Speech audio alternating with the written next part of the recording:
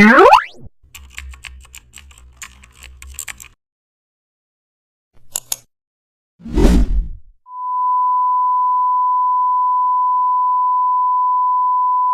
back to the channel. Today we are explore how to create floating Iceland effect in Photoshop.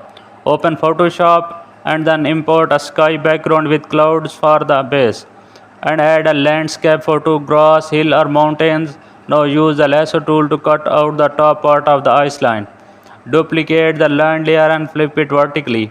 Use the eraser tool with a soft brush to shape the bottom like roots, rocks.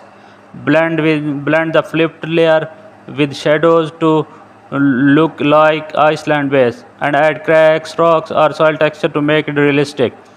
Place trees, houses and animals on the top of the details and add light and shadow using dodge burn tool.